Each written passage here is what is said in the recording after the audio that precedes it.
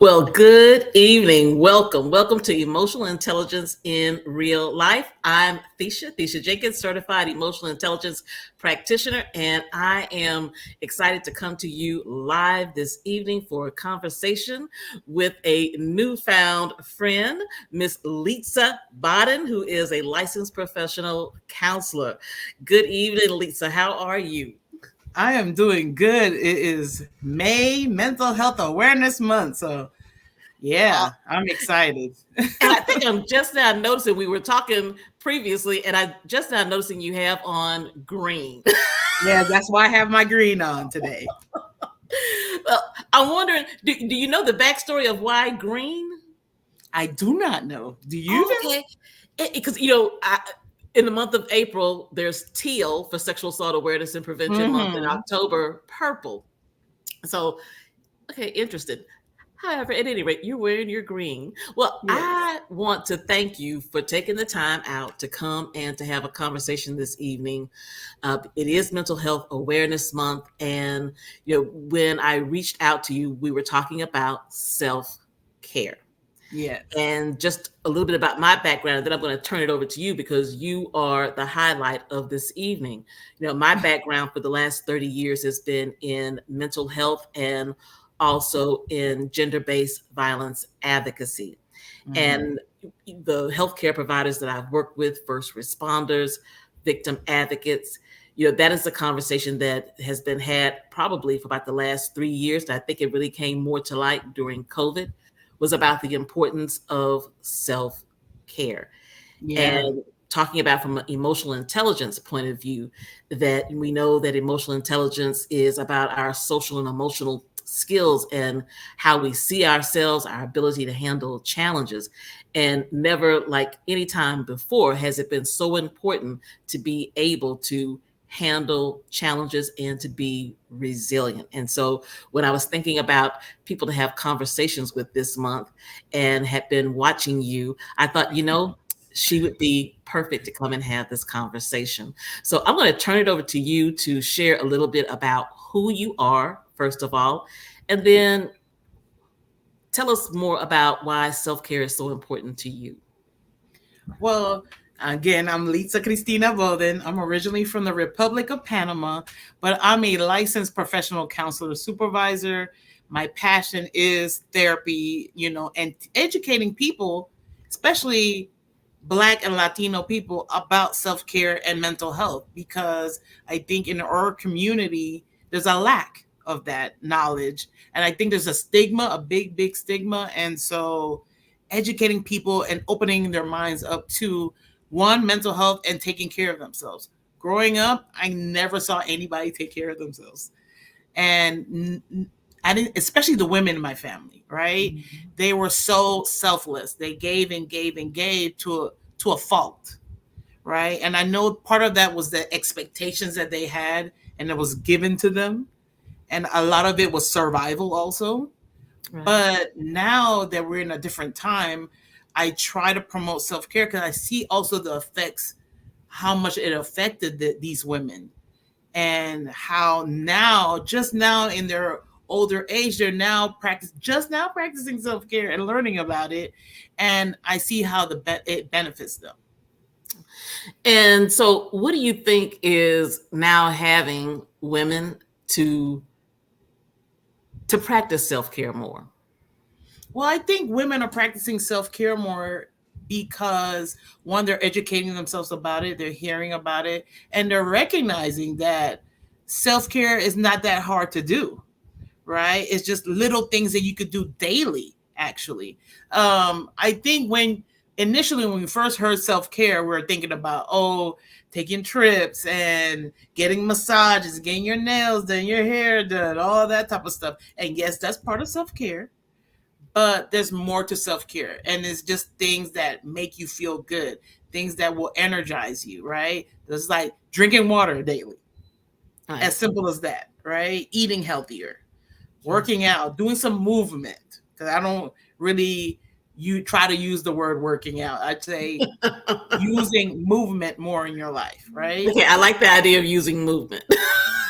Yeah, I think because again, we hear working out and we think again the gym, going, lifting weights, all of that, and again, all that is good, but just I think we're so stagnant now because most of us have desk jobs. Most of us are stuck at our computer or even working from home, and we don't get up from our desk. We barely get any steps in. So that's why I say movement, just getting up and walking around. Even some of the chores that you do around the house is movement. Right, right. Yeah, I have so many questions that I want to ask you. I want to dovetail back because something that popped into my mind, as you're talking, you're sharing about, how women not practicing self-care early on. I'm wondering, do you see a gender difference in how self-care between women and men? Yeah, I see a big gender difference and also a race difference, right? I think culturally, most marginalized cultures, we, especially if you're not from the US, you move here to the US, and the expectation is, okay, I have to go even harder because I'm not from here, Mm, right? And then being black also affects, right? Because again, you've been told from since you're a kid, if you don't work twice as hard, you're not going to get right, anywhere. right, So then that's why we do not do self-care, because we think, okay, I have to hustle all the time. I'm always on the grind. And practicing self-care actually helps you have more energy to be able to do all these things that you want to do. And I right. think that's where the misconception comes in. And then when it comes to women, is expected those, especially those traditional patriarchal roles, right? Yes. We are expected to be selfless. We're expected to nurture and take care of everybody. And yes, there's nothing wrong with those traditional roles. It's just, again, if we never take care of ourselves, who's gonna take care of us? And two, are we gonna have the energy to impart all this that we do for everybody? Exactly. I can't remember the exact stat.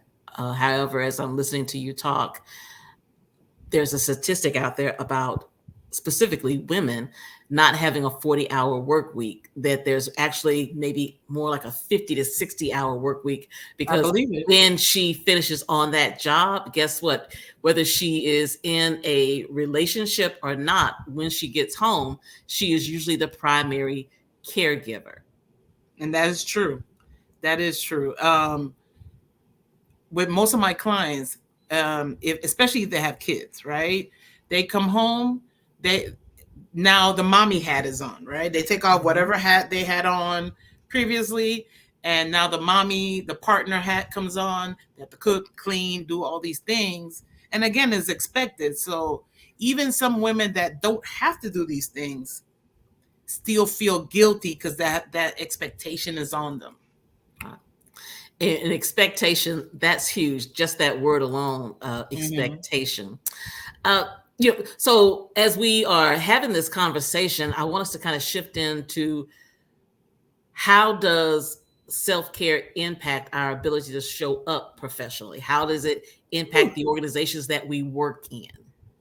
Well, I actually, last year I was part of the Women in Consumer Finance conference, and I did some research on how practicing self care helps these organizations. And actually, most of the studies have shown that the companies that do prioritize their employee self care have witnessed an increase in their productivity Hmm. and efficiency, right?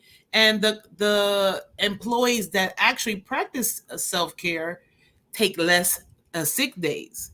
They contribute greater to their company. They have a continuity and a stability in within their organization. And I even noticed that for myself, right? When I was working for different companies, when I initially didn't know about self care, I was more burned out. I Hmm. had more of an attitude when I was at work. Yes, I was not as efficient as I wanted to be because I was so tired. exactly. And bringing in that emotional intelligence component is that, you know, I love I don't love the idea, but I think what describes it is sometimes that we are living on an amygdala hijack wavelength, if you will, that we're constantly in that state of being on high alarm when we aren't taking care of ourselves, when we aren't setting Yes. boundaries. And so it's like every little thing just makes you like you're literally walking on pins and needles. And you need that opportunity to just simply go, Mm-hmm. yeah, yeah. Yeah, you're always on the go. You're always on, almost like your body's on fight or flight all day long. And Exactly. it's not fair to your body and to your mind, you know? Not getting that rest, not taking those breaks, not setting those boundaries. You're always on the go. You're always on a high alert until you crash, right? Because your So body will crash you. how does setting boundaries equal self-care? Because I think for me, that was something that was a lesson that I have and I'm still learning. So share with those who will watch the replay, what is the correlation between setting boundaries and self-care? Well, especially when it comes to work and your colleagues and your boss, if you never set boundaries, you're always going to be working, right? Again, and then you set that expectation, and you don't set those clear lines like this is my break. This, for example, this is my lunch break. I shouldn't be working, right? I need to be taking this rest. That's why it was created. Right. So it just gives you, setting boundaries just gives you, sets the parameters so that one, you don't overwork yourself, right? And also it's mainly for you, because other people don't have to follow your boundaries that you set, but you're setting it for you so that the person can have respect them, right? And so that when you set boundaries, you reduce stress for yourself. Mm-hmm. You promote a healthier work and life balance for yourself, because you're telling yourself, okay, these are the things I'm going to do or put up with, and these are the things I'm not going to do and not going to put up with. That's basically what setting boundaries are, right? And I think when we think about self-care, again, we go back to getting massage and stuff like that. But if you never set even personal boundaries for yourself, Oh, I mean, how can you function? If you have goals, how can you reach them if you never set boundaries? exactly. And, you know, what I have found on my own personal journey is that when I don't set those boundaries, that's sometimes when that self-talk, like, you know, you should have told them this, or you should have did that, or oh, why didn't you do that? And I actually had my son said this to me once. He said, because I was feeling overwhelmed with my calendar, I was having headaches, wasn't feeling well. And he just looked at me and he says, well, he goes, that's your calendar, right? I said, yeah. He goes, well, then you are in charge of your time. Of your calendar. Yeah. Yeah. Your time. Something that simple. Yeah. Yeah. So I always tell people to put yourself on your calendar. You know, when it comes to self-care or anything, right?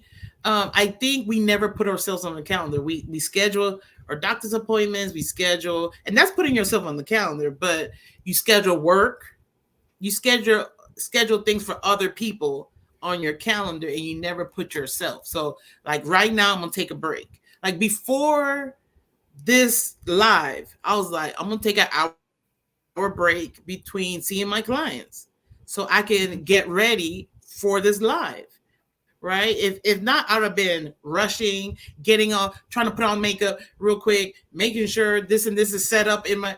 I didn't have to do that. It was just relax. Okay, let me do this now, and let me get ready for my live. You know, to talk to Ticia.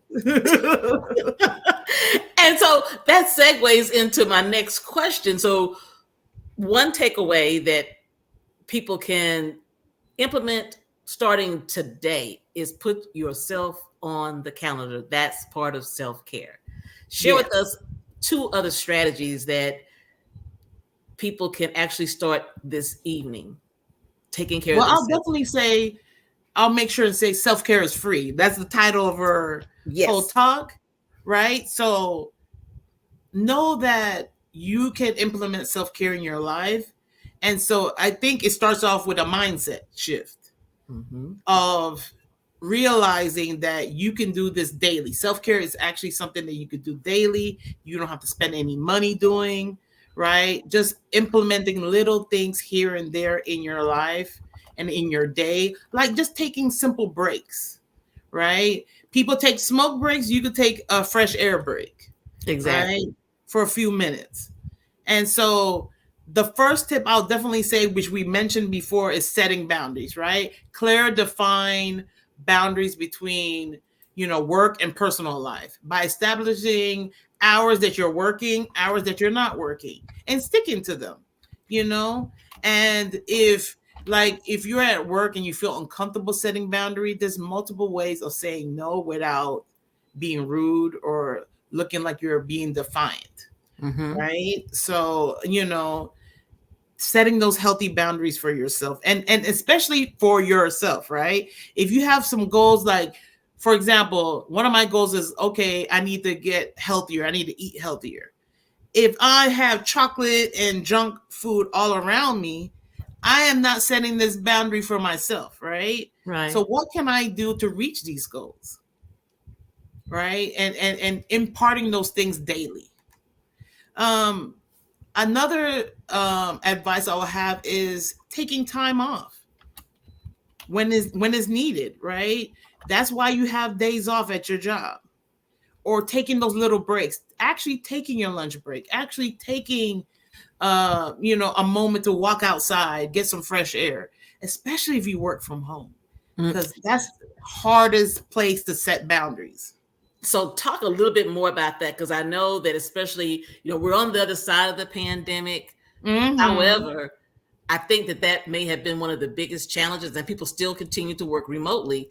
Yeah. Being able to take time off, being able to set those boundaries and not allowing your work to seep into the rest of your day because you're working from home. So just go a little bit deeper there. Well, I think when you work from home or you work remotely, there's no time stop, right? Because you're literally in your home, right? So it's not like when you go into work and by this time I leave, I get up and get in my car and drive home. So I'll definitely say have a designated area that you work from. That this is my workspace. And even if you have you live in a small apartment or a small home that you're working in your own bedroom, let's say. Okay, well, this corner of my bedroom is my desk and work area. I'm not going to bring it into my bed. I'm not going to bring it into my living room like that. Have a designated workspace. Then schedule your breaks. Because again, if you get caught up at working, then you don't take lunch. You don't eat breakfast because again, you're working from home. Right. You don't see people moving around going to lunch. So then you don't have a hard stop. So definitely schedule your breaks and then have a time to stop. Yeah. So if you work from 9 to 5, okay, at 5 o'clock, set an alarm. If you want to work a little bit after that, okay, I'm going to give myself a half an hour more or an hour more. But then after that, this is my clear stop time. I'm not going to work past this. Have some limits for yourself. Awesome. So when it comes to working from home and also getting up from your desk, walking around, moving, there's some fresh air, moving, because it does affect our health, sitting down for so many hours and not getting ever sunlight and fresh air. Definitely. All those things are needed. Definitely. So number one, and these are just 3 strategies. There's probably thousands of strategies, but the 3 strategies to take away is setting boundaries, and taking time off, and one more. I'll say create a self-care routine for yourself. Designate specific times in your daily or weekly schedule that you do stuff for yourself. If it is physical, mental, emotional, spiritual, even, because self-care can hit all those areas, right? If you're a person that likes to pray, have a prayer time in the morning for yourself to start off your day. Set some time to meditate, set some time to journal, practice your hobbies. What are some things, explore the things that you like daily, right? If you're a very creative person, have a creative break, right? Mhm. I color. I love painting and coloring and doing art. So that's my, during the breaks in my day, I start doodling, I color. It just gives me a creative space, a break from doing my daily work routine, right? So definitely create some time for yourself daily to do some things that bring you joy, and maybe even bring you laughter, because that's always a good way of taking a break, right? Watching something funny online, whatever it is that's relaxing and energizing to you. Right. Yeah, I actually had a, because you could call like a colleague, and she had actually put out a post about give me ideas about hobbies. And Mm, she is in this gender-based violence movement. And so just to add to that, especially for those who may be in careers such as victim advocacy, licensed professional counselors like yourself, social workers, educators, and those are the people that I usually speak to, it is so yeah, important to do that self care. it is. It is. It sure is. Because, Um, Self care helps with avoid compassion fatigue. For yes. most of us that work in these type of fields, and including police officers, judges, anything you're working with other people and you're imparting, you're hearing their stories, you're hearing some of their traumas, things of that nature. You have to make sure and practice self-care and take breaks from your job and the things you do, and to really have that separation. Hmm. um because after a while you start feeling burnt out, hating your job, right? When this is your passion, you worked hard for this degree or this certification or whatever, and then those are the part of the symptoms, right? Right. And I highly recommend people that especially work in these type of fields to practice self-care and to make it part of your life, right? Your daily life, because if you don't, you're gonna feel burnt out, you're gonna hate what you do, and we need more people in these fields, actually. And unfortunately, we are seeing more people leaving the field. Yeah, yeah, And I think, for sure. and that again is the importance of self care, is just even to be able to make sure that we have people who can be there to respond to those who are in crisis. Yeah, yeah. And I think one of the biggest things in self-care is rest, right? um Getting enough sleep, or even just resting from these type of jobs that we have, right? Taking that time off that you have, Right. taking a mental health day, taking a couple hours, you know and also, we, as if you own a organization or you're a leader, advocating for your employees, Yes. right? And imparting those type of self-care type, um activities in your job, Mm-hmm. because I think that's the biggest part, because self-care ain't gonna cure everything. I think sometimes the systems have to change also. That could be a whole nother Yeah, dialogue within yeah, itself. Yeah, I yeah. know that some agencies are moving towards what I believe is called a 36-hour week, just for that Mm-hmm. reason, so that their staff can work 4 days a week and have that opportunity to get that relaxation to be able to replenish themselves. Yeah. But my thing is this: if you're at a job, a toxic job that doesn't provide these things, set boundaries, definitely, but start looking for something. You don't have to stay there. Right. Take your genius somewhere else. There's Exactly. always a need for you, Exactly. and I always tell people the best time to look for a new job is while you have one. There we go. There we I've go. learned so much from these young millennials. I'll tell you, because they just hop. They're like, this is not suiting me, I'm out.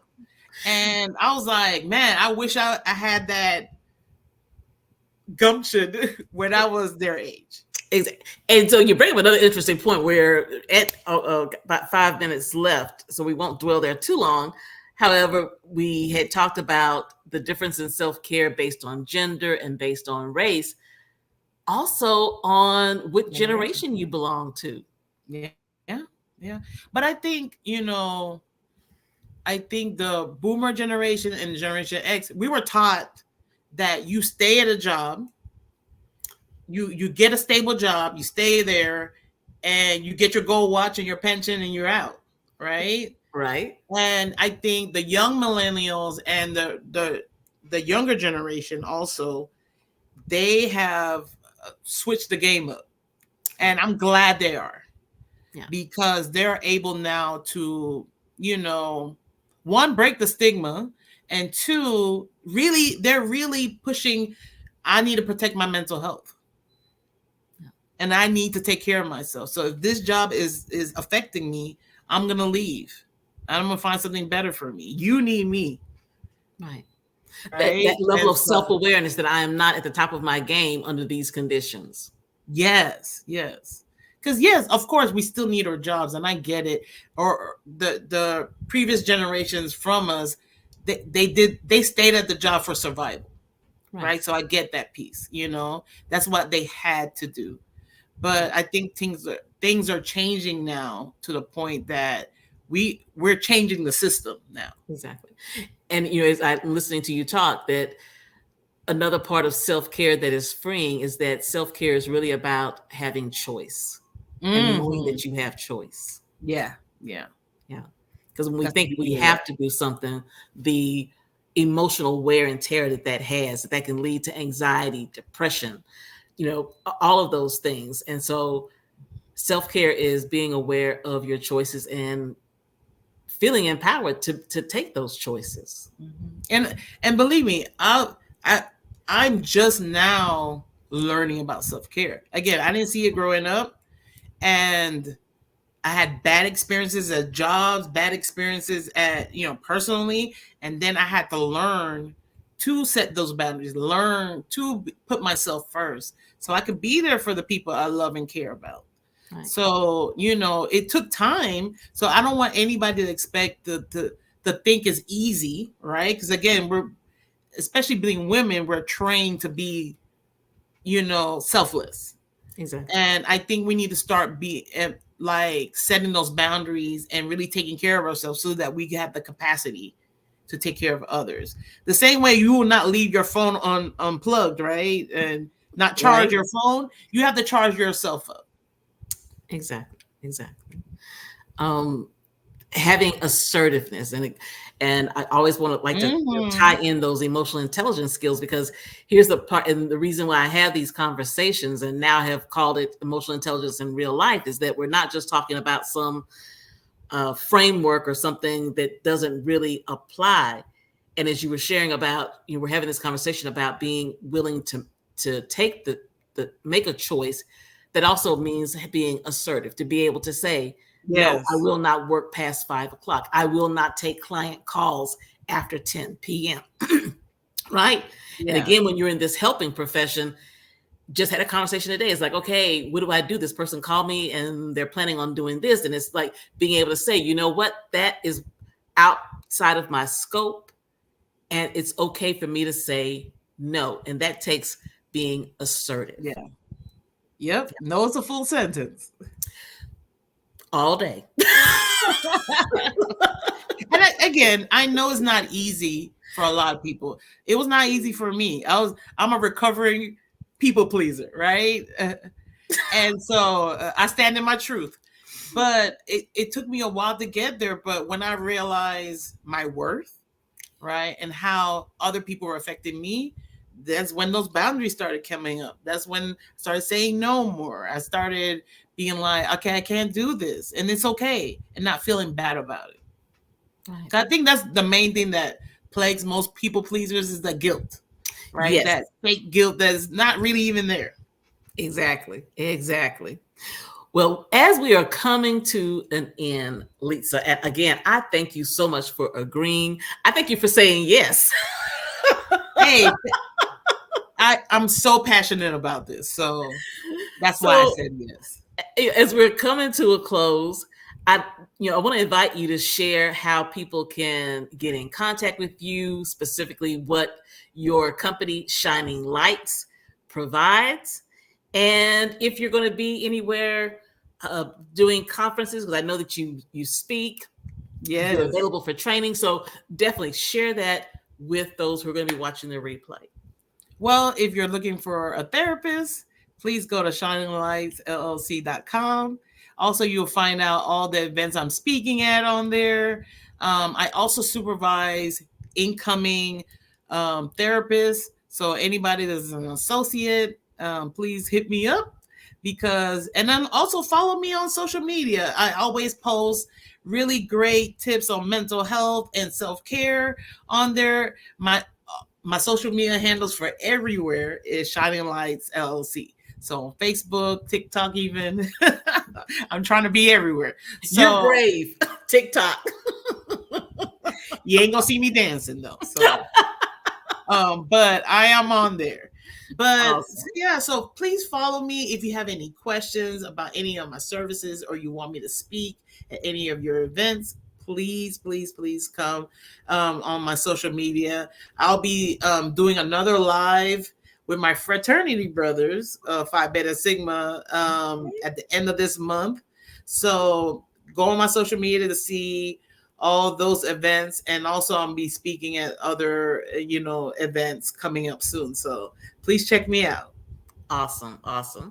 Well, any final closing words, a favorite quote that will encourage people to take the time to take care of themselves, recognizing you don't have to go on a vacation. It's good to do. You don't need to get the mani-pedi, that you can simply set boundaries, take some time off, put yourself first. So closing words. Well, I'll definitely say self-care is self-love. Mm-hmm. And I want people to stay with that, stay thinking about that, because if you practice self-care, that means you're loving on yourself. Because I think people give it self-care a bad connotation, like, oh, I'm being all about myself, when you have to take care of yourself. You have to put gas in your car to drive it, right?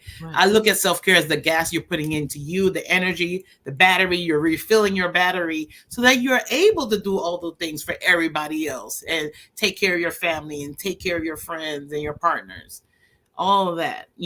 So if you don't ever replenish yourself, how can you work in full capacity for everybody else? Right. Well, thank you. Thank you so much. And thank you to all of those who will watch the replay. And remember that emotional intelligence in real life, that it is about learning assertiveness, as Litza was talking about. Emotional intelligence in real life is learning to take time for you. And know that it doesn't necessarily have to have a price tag attached to it, and that it is freeing, and it frees you to show up to be your best self in the workplace and in your personal life. We'll see you next time.